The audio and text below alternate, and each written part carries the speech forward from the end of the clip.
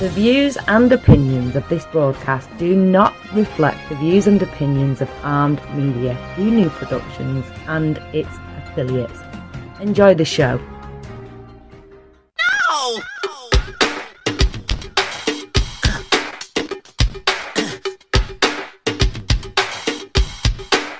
I'm going down to Alphabet Street. I'm gonna crown this girl that I meet. I'm gonna talk. Good evening, everybody. This is Kathy. It is once again Tuesday night, 9 o'clock Central, and it is time for the F word. And I'm really excited to have my good friend, there's a good F word to start out with, on with me tonight. But you know what? First of all, you know what? It's April 2nd already. April 2nd. Now, last year in April, we thought we were doing pretty good, and then we had a huge snowstorm, like a closed business kind of snowstorm in the middle of April. But yesterday, April Fool's Day, I decided, I don't know why, I was up too early, I decided to just put my status on Facebook as engaged. Now, I didn't know that it would say got engaged, but all of a sudden it showed up, and everybody was seeing it.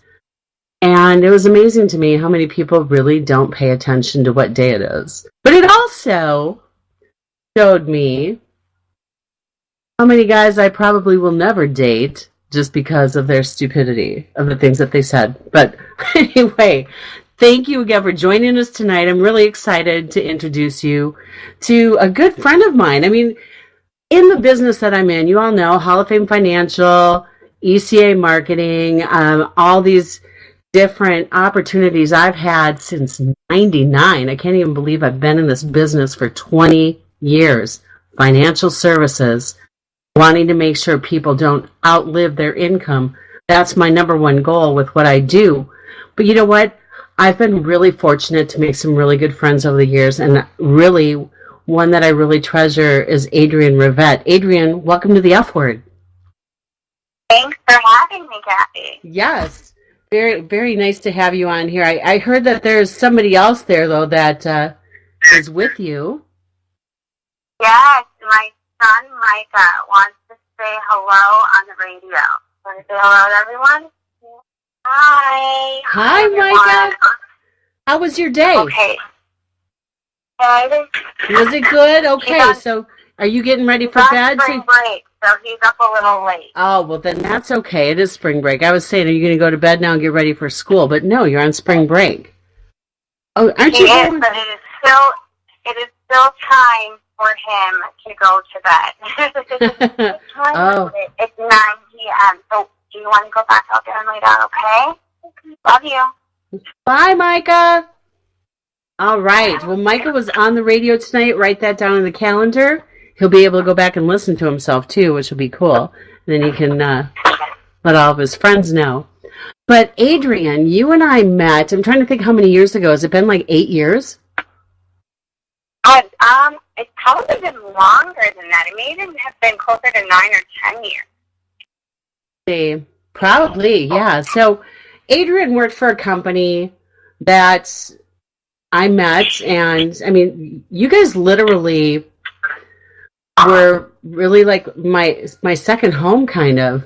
You know, I loved working with everybody in that office, but seeing everything that you did in our industry, and we're going to talk about that in a little bit, but our industry is so male dominated, and that's why, you know, females in finance is so important. But before we go there, Adrienne, I want to know about you. I mean, you and I have talked a lot over the years, but I mean, we're going to have a conversation because I want to know about you, and I know everybody else wants to know about you. And you know, where did you grow up? First of all, tell me about you and your family, your values, all that good stuff.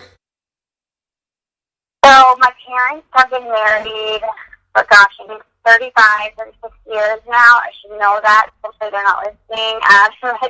35 years this year. Wow. I was born here in Eden Prairie and grew up for a good portion of my young childhood here in Minnesota before I moved all over the country. So I moved to the East Coast, the West Coast, everywhere in between. And then eventually our family came back. My dad was in sales, so his job often changed territories, jobs, and he would move. I have one younger sister. She is a mechanical engineer. Oh, my gosh. Boston Scientific, yes. So we have two strong females, another F word. So two strong females in the family. Where does she live? She actually was here in Minnesota as well. Oh, she good. was just out in Minnetonka. So we are all local here. You know what? I gotta say something. Having females for children, which I don't, I've heard, and it seems to be pretty much the case in a lot of cases, that the women tend to gravitate and stay closer to home, closer to mom and dad. And it's the men that always move away from mom. And I'm learning that to be true. Don't say that, though. I hope that's not true. I know. You have a little man. Yeah, moving. Yes, I know. That does happen, I suppose. But, okay, so your sister's here. Your dad was in sales. What about your mom? What did she do? My mom was in accounting, so I kind of got the best of both worlds. I kind of got the number side and the sales side, and two parents that wanted, strong females. It was never really we never really were raised to see, like, this is a man thing or a girl thing, my dad raised us, mom raised us to be strong females, strong people. So we just kind of followed our hearts, and I actually ended up in finance kind of pretty randomly, actually. It was never my dream. It was never something I had. What did you want to do? That I was born to do. I was very artistic, and I was also very into business. And so I had initially gone to school for art direction and advertising. And I thought, I'll combine both worlds and do art and do advertising, do business. And in school, I quickly realized while rebranding Carmex, I believe was the final project that put me over the edge. Rebranding, Carmex?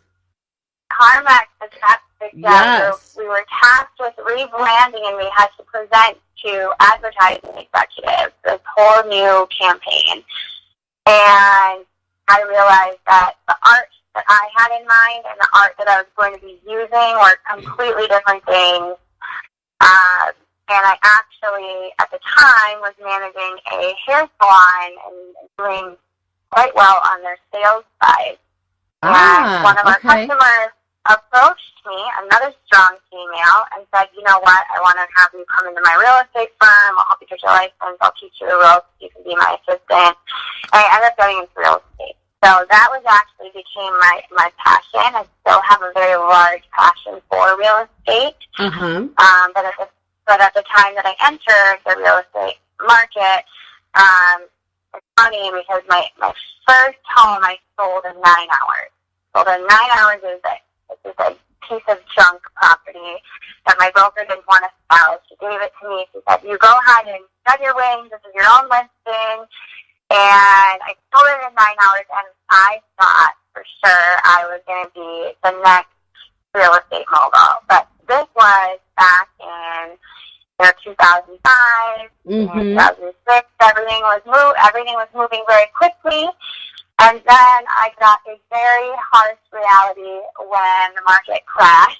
Right. And I would have properties on the market for 6, 7, 8, 9 months. I wasn't moving anything. It was costing me a lot of money. And I learned quickly that even though I thought I was amazing, I was not quite there, and there are things outside of your control.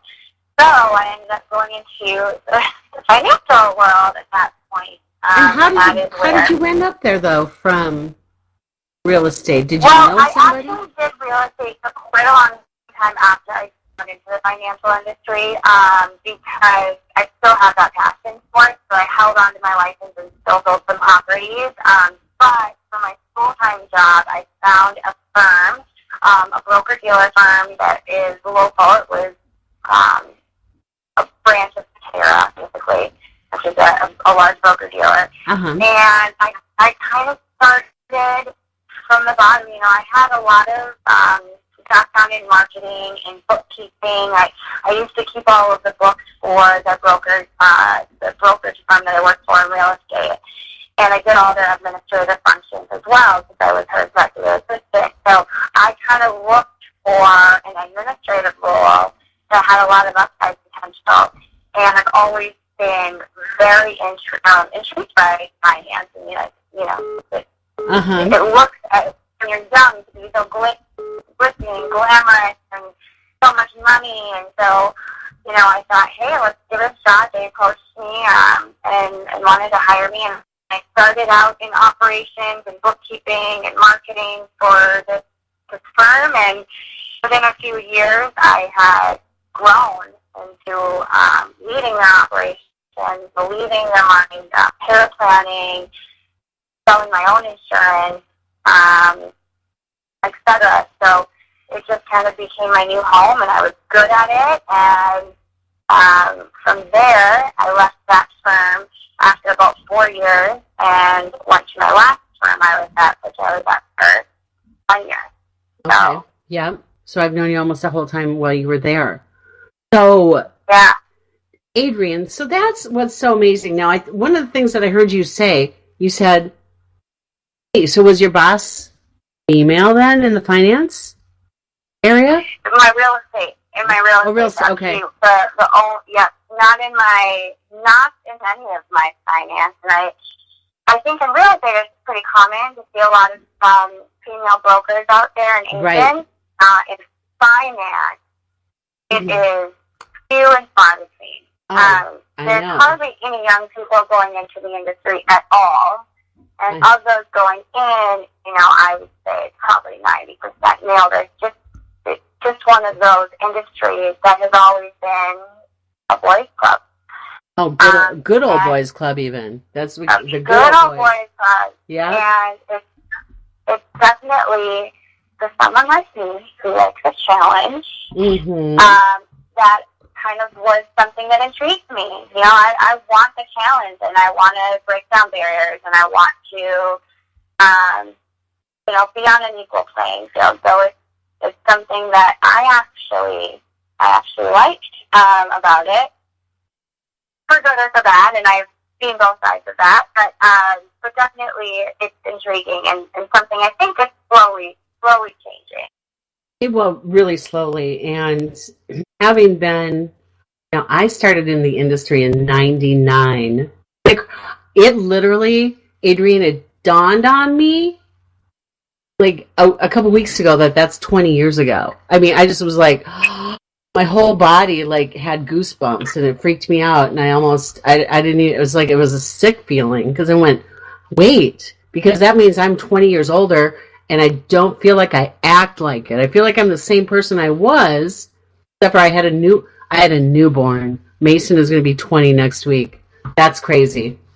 But it goes so fast. But my entire 20 years, starting with Prudential and then going to Allianz and traveling all over the country, doing workshops for the advisors all over every city. I was in like a different city every day. I mean, I'd look out there and, I'd have like 100 advisors in the room, and I would be lucky to see 1 or 2 women in there. And just like you said, younger, get it. I'm not kidding you when I say there were people with oxygen tanks. Right? Yeah. So our industry, we need, just like advisors need their next generation of clients, we need our next generation of advisors. But, coming up in the industry like you did, think about it. You had mentors, right? Yeah. Yeah, absolutely. I've had several actually, but certainly to be honest, I have not really had female mentors. It's always been men who've been willing to kind of take a chance, and I learned a very good portion of what I initially knew from the industry from our OSJ branch manager at my first job. Yeah. And it always takes that one person to kind of believe in you and let you get all the knowledge, and it really empowers you. Yeah. I am pretty independent, and so, you know, I hope to be a mentor one day. I really got into that this last year, into wanting to reach out to younger women going into the industry and letting them know, you know, you can do it. And often, you know, they start in this industry as a woman, and this is, I kind of think, how it's been in lower entry-level positions. Right. And you kind of have to push your way forward, Mm-hmm. rather than kind of coming into the industry and already, you know, having that credit, already being believed in. So it has been a definite force at points of me saying, here I am, I know what I'm doing, and having to prove it, and probably having to prove it more often, and that's bigger and better than I think many men coming into the industry have had to do.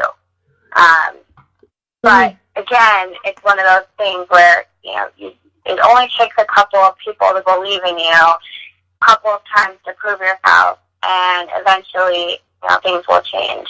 Exactly. That is so good. Now, and the number one thing too is we as women, I mean, we have to believe in ourselves. I mean, I think a lot of times, I don't know about you, but men have had a tendency to like talk down to me. I don't do well with that. Not at all. I remember the first time it happened, I was working at Big Blue, and here's an F word, Fast Team. That's the team that takes all the marketing calls from the agents in the field. And we were small then. There was only like 12 of us. And we were having, here's another F word, fire sale, where they had an extra high bonus and extra commissions, which got our, you know, our industry into what we have now. Fiduciary. But this one man called, and I, you know, said, thank you for calling, blah, blah, blah. And he goes, can you transfer me to a man? I go, excuse me? Right? I'm going, really? I'm sorry, everybody's on the phone right now. Is there something I can help you with? No, I need somebody that knows what they're talking about. Oh, okay. You have your insurance license? Yes. Do you have your 663? No. And I go, well, I have my insurance license and my 6 and 63. I'm pretty sure I can help you. I'm happy to do so. No. I go, okay, well, let me put you on hold and find a man for you. I found the CEO of the company. And he got on the phone and he said, so I understand you want to talk to a man. This is me, right? I mean, he's like the big kahuna. And he said, so do you think I know what I'm doing? Well, of course. So obviously you don't think I know what I'm doing. Otherwise, I wouldn't have hired a female, right? What? He goes, well, I'm going to tell you what I know what I'm doing. I'm terminating your contract. You'll no longer write business with us. That was like so amazing to me. But I mean, it was like, I couldn't believe this guy was just like, I want to talk to a man. I'm like, wow, what in the world? And I just, my respect level just flew way up for good old CEO, because he was just like, really? It was crazy. But that's the industry that we're in. But I think as women, females in finance, women, if you're out there and you're listening and you're looking for something else to do, I think it's like, what do they call it, a blue ocean? Yeah, the opportunities are endless. And I would love industry needs people, too. The industry really needs people. and another F word came to mind when you were speaking, but cement.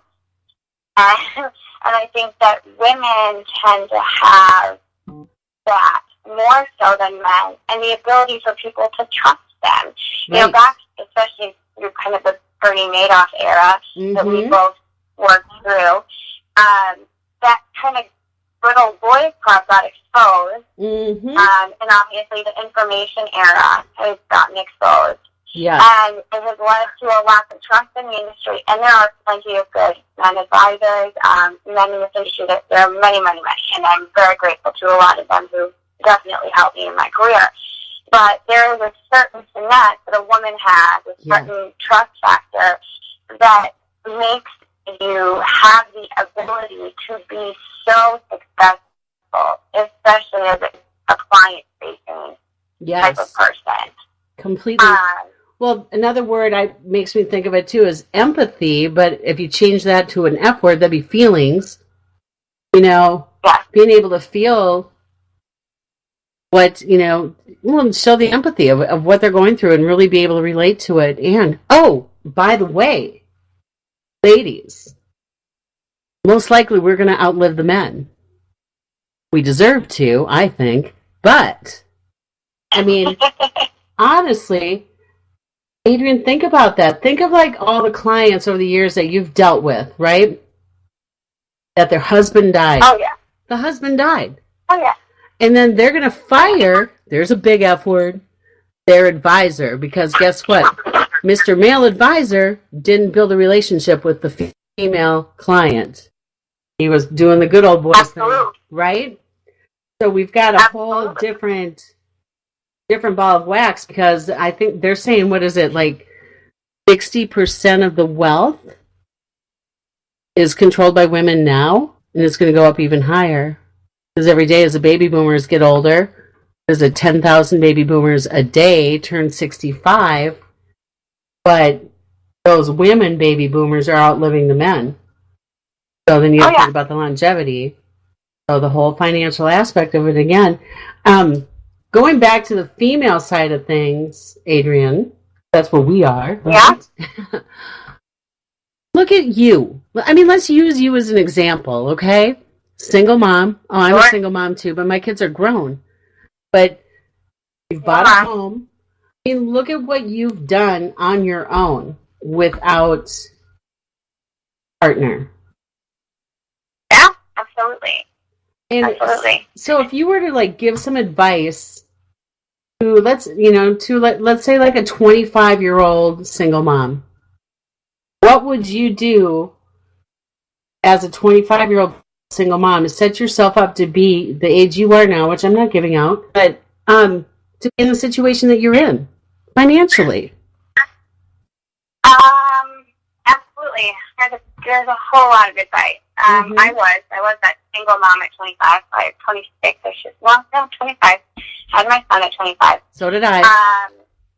And I was on a career path at the time before that, and I was almost nervous. I was almost nervous to have a child because it's a boys' club, you know. So you don't want to touch, even though they allow for the time off. Your presence is necessary, and it's one of those industries that if you're not there, you're forgotten pretty much immediately. So I was definitely fearful. There's another F word. Fearful of living that side of my life as well. But I think that I have to just embrace it. I've never been afraid of a challenge. That's something that has always been something that I have been good at, and I've never turned away a challenge. So for me, I just decided I was going to do everything, and I wasn't going to allow those factors to contribute to my success or my failures. Right? So my son motivated me for sure, and pushed me forward to want to show him that I can be the best mom, but I can also have this big career, and I can also accomplish things. And you should never allow any of those hurdles to slow you down. They make you stronger. They really do. And my biggest piece of advice is when you're going through it, especially when you're young, you're new as a mother, your emotions are really high, or you're going through another life challenge that I've been through a few life challenges. Mm-hmm. You go through them, and you really have to almost compartmentalize it and say, this does not affect my whole life. You have to deal with each issue as it comes and just realize your strength. My 25-year-old self, the biggest difference I can see in my mental way of thinking was I didn't know my own strength. Wow. And that just gave me goosebumps. Didn't know my own strength. And now, yep. I've realized that every one of those things makes you stronger, teaches you lessons, and I will say that the most important thing for each struggle you go through is to find the lesson and the purpose and what needs to come out of it.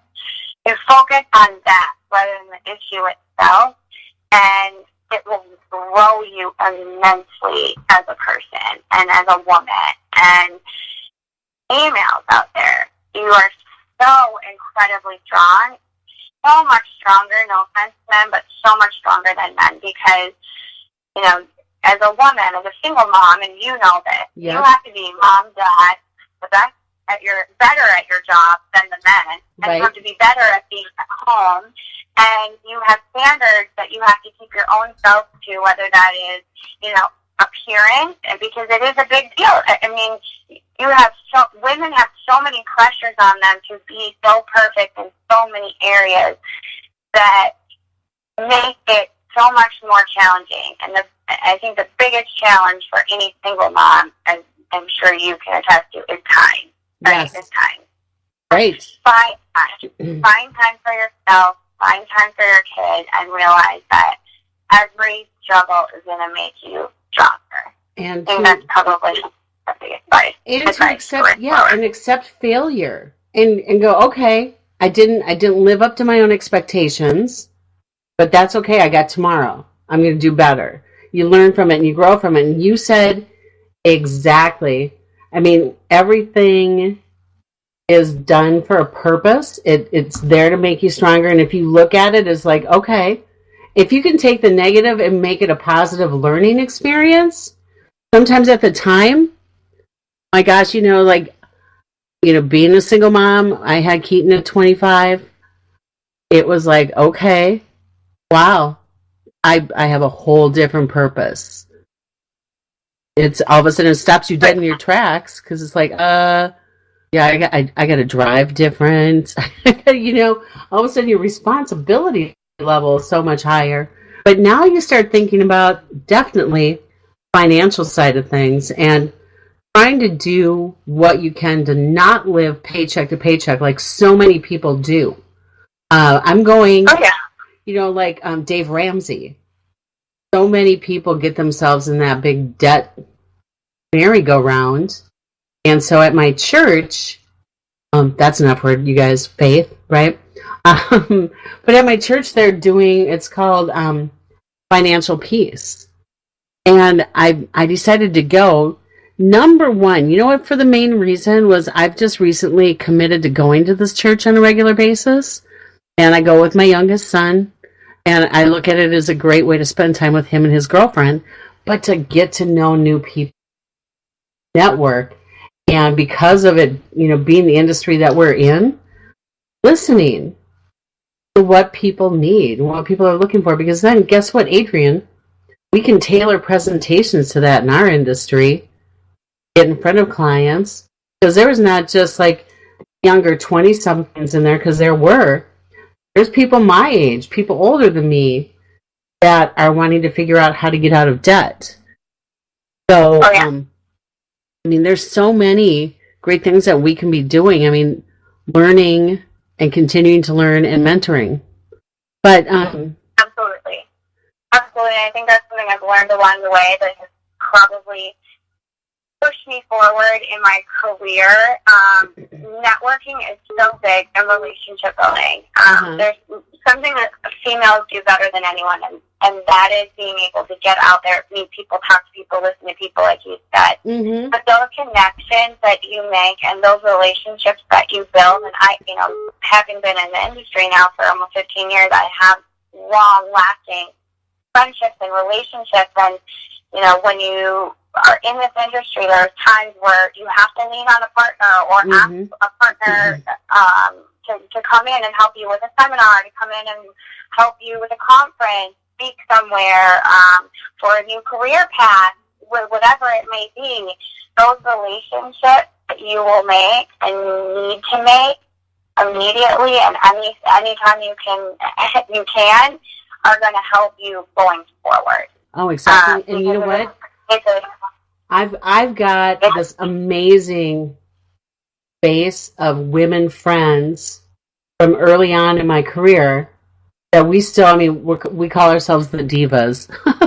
But, we get together, we have a blast, we have too much to drink, we're loud and obnoxious, but we're all females in finance, which it's so neat. One was a CEO.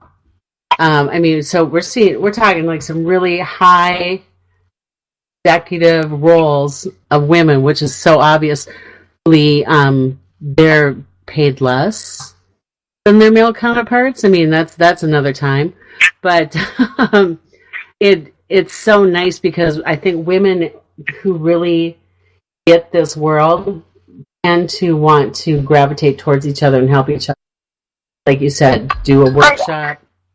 But I want to get on to, so be strong. What about the financial part of it? What would you say to somebody, 5-year-old self, getting going, single mom, financially, what should she do? What kind of little recommendation would you make?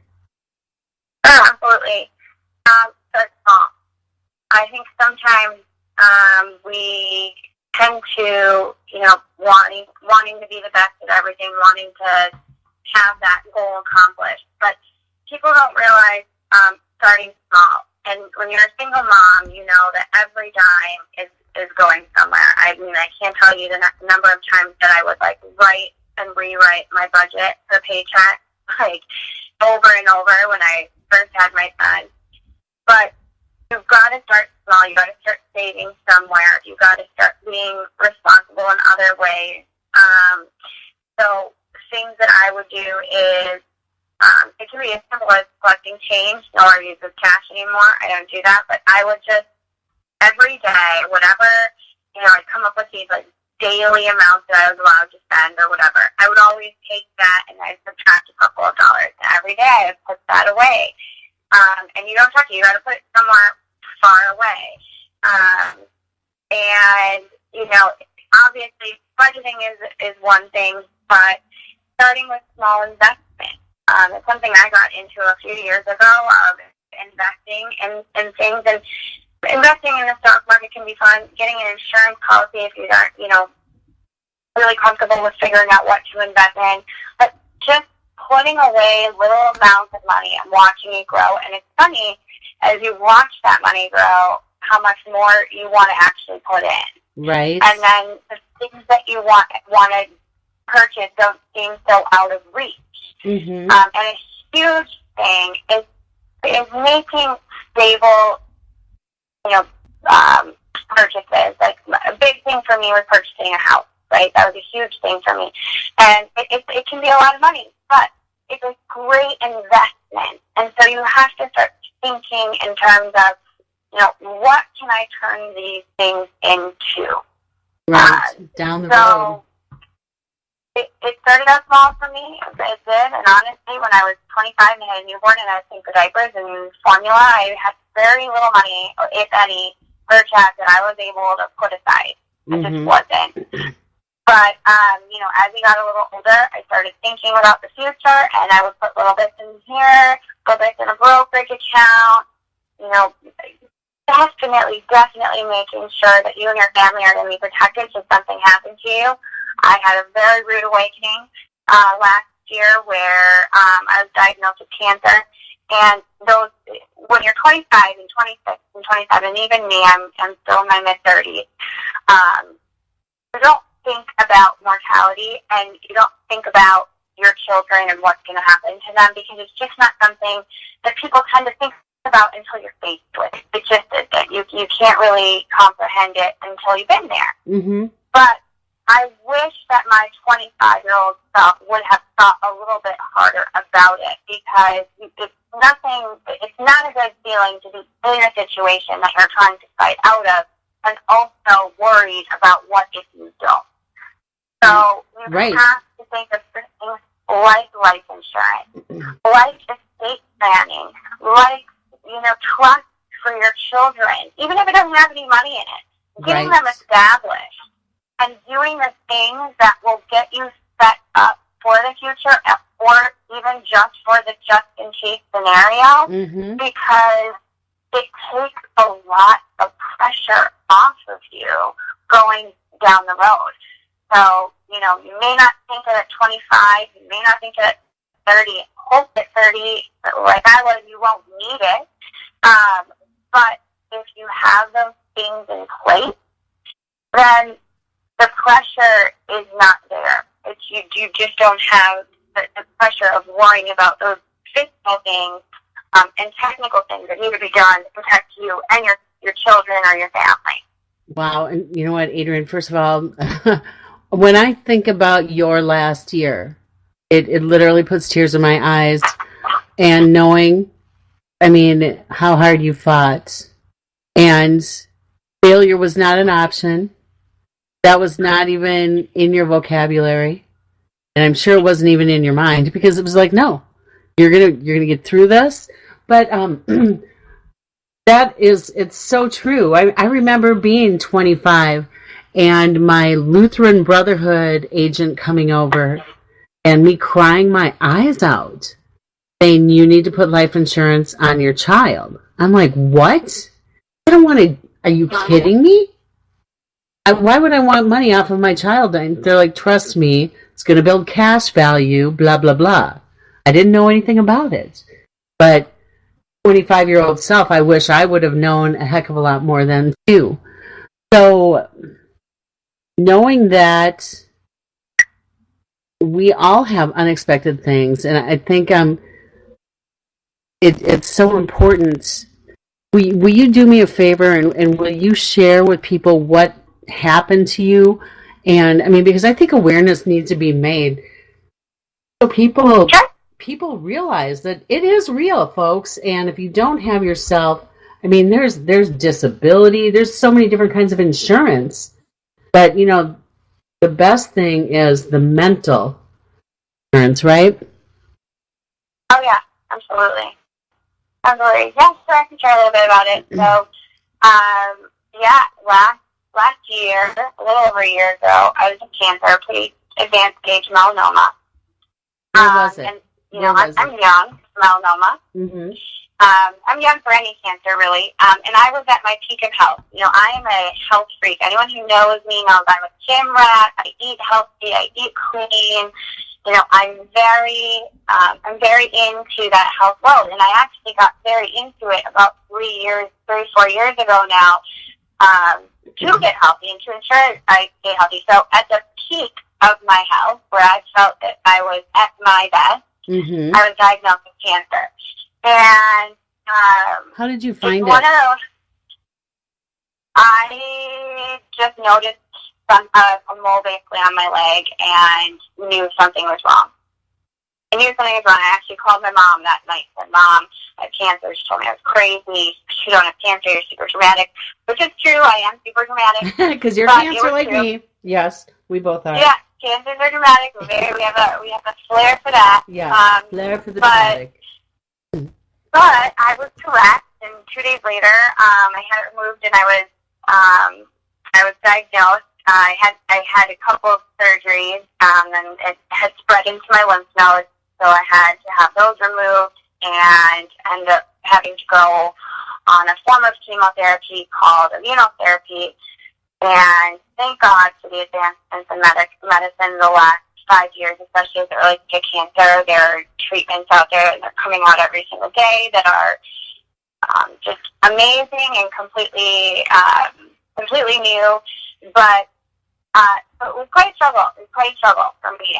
It was something. It was a huge life lesson, a huge opener. Obviously, there was a good chance that I could have died from it because it had spread into my lymph system.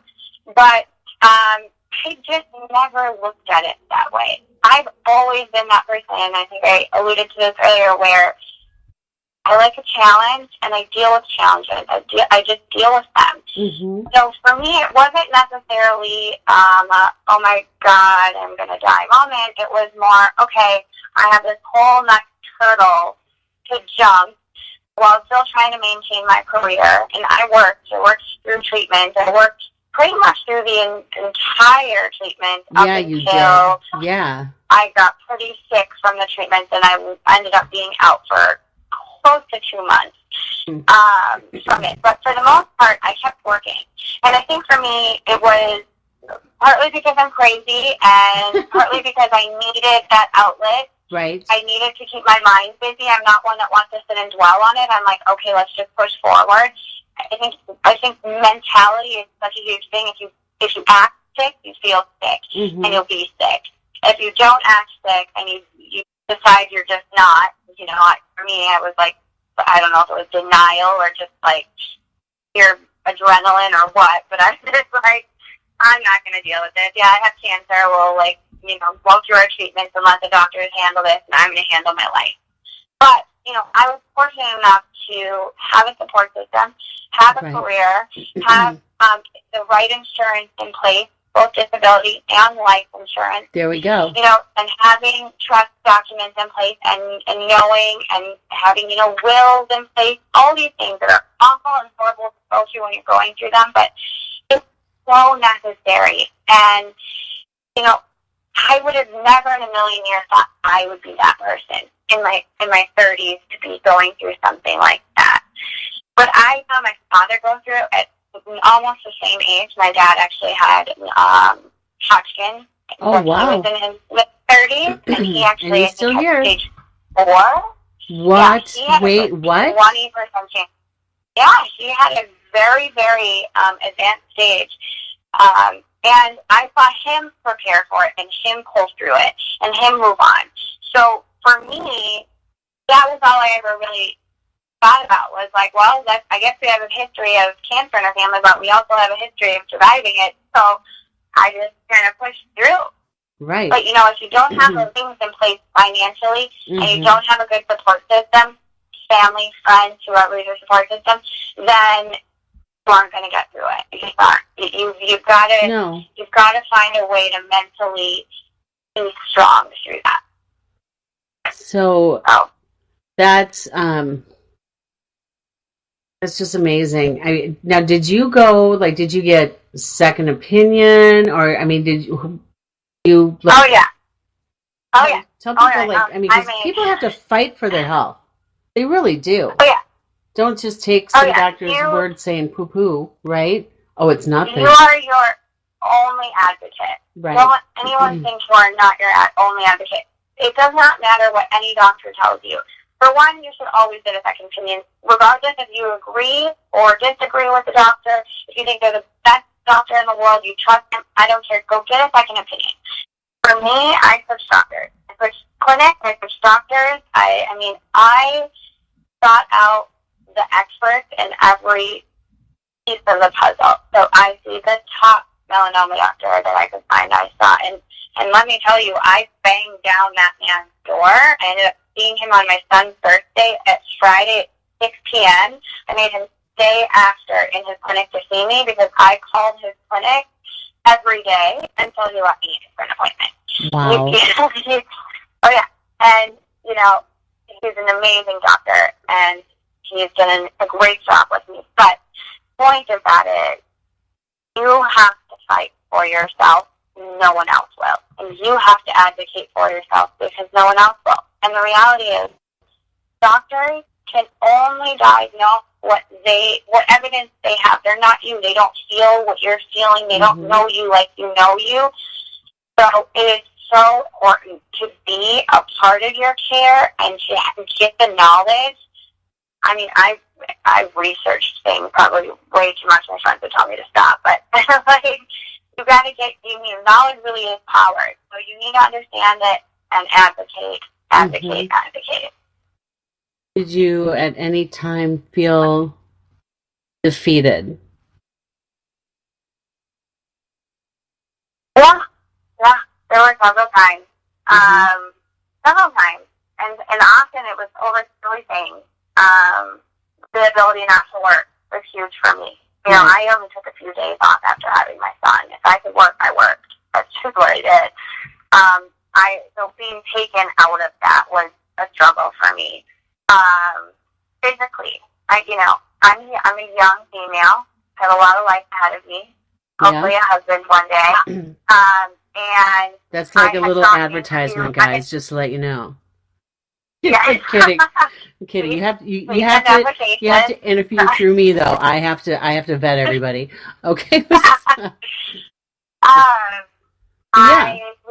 I had been physically in the best shape I had ever been. I worked really, really hard at it. I spent 3 years as trainer, nutritionist, all the things to get to that. And there are things outside of your control. And there were a lot of side effects from medications, weight gain, hair loss,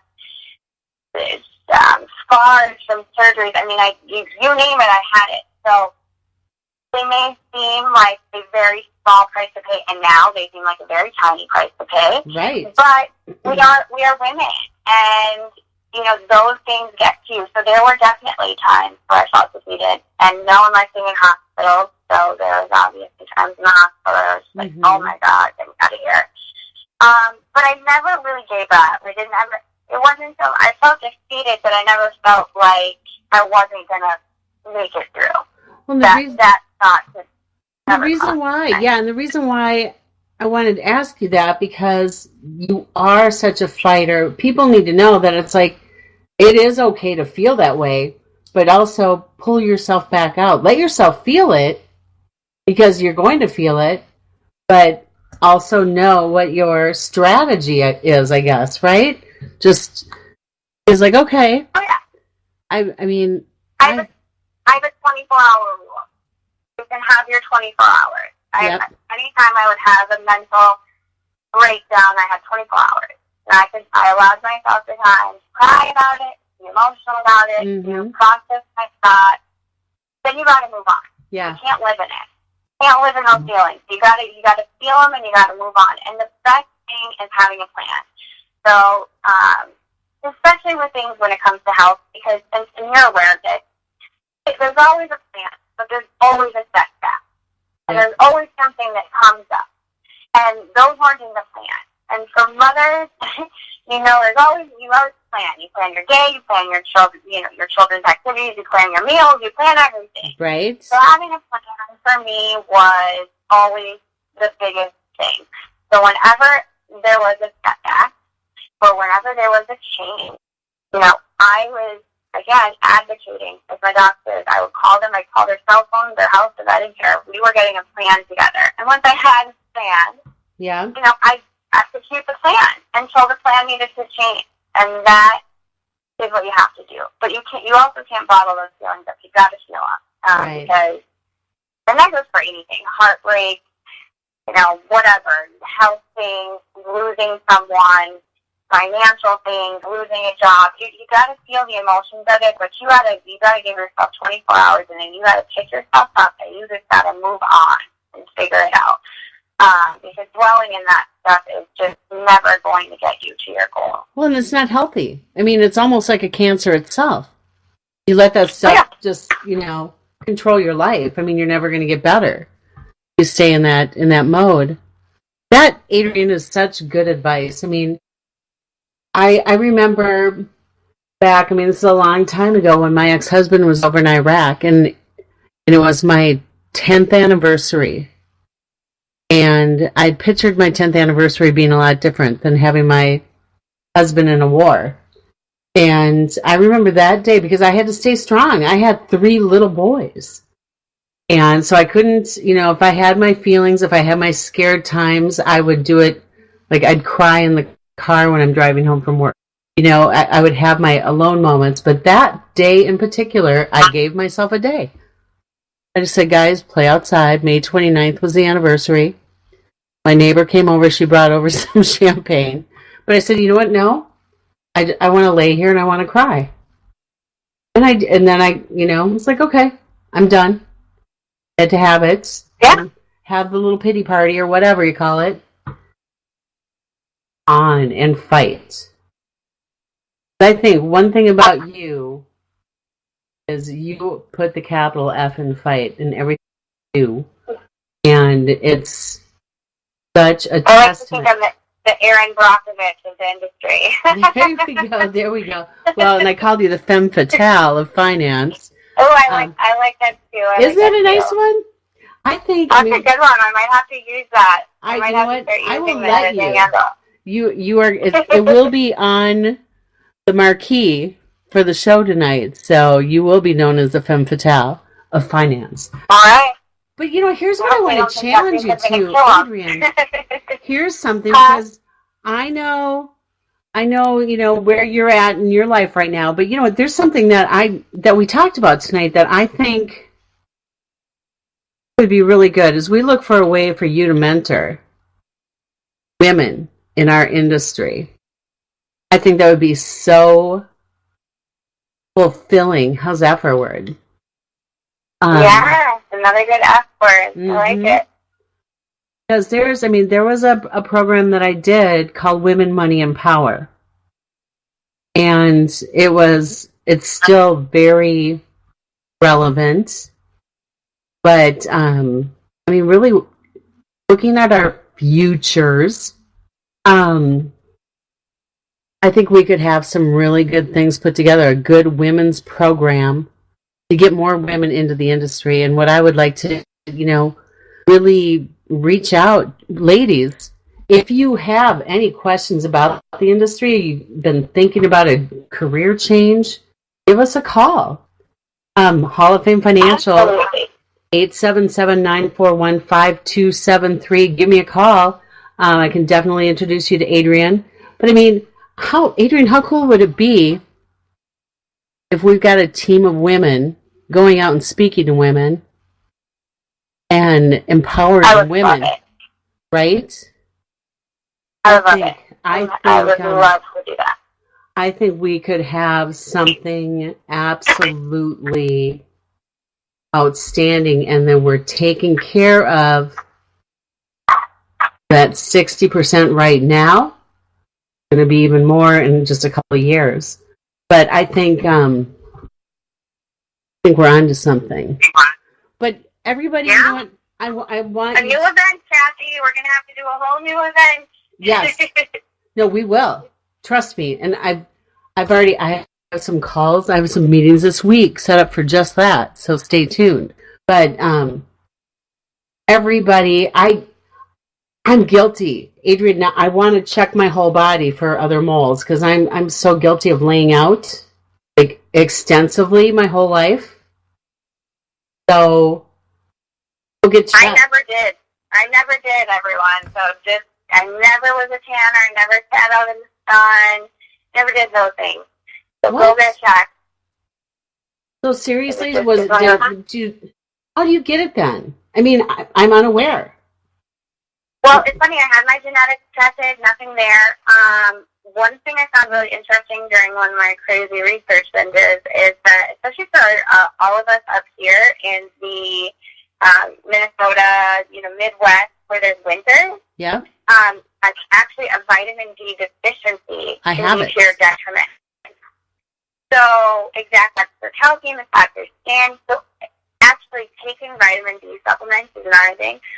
For those people who have winters and aren't out actively in the sun, being in the sun is a great thing. Just make sure you wear sunscreen. Your body needs the sun. You just need to make sure you're protecting it from all of the harm's rays that are out there. But, yep.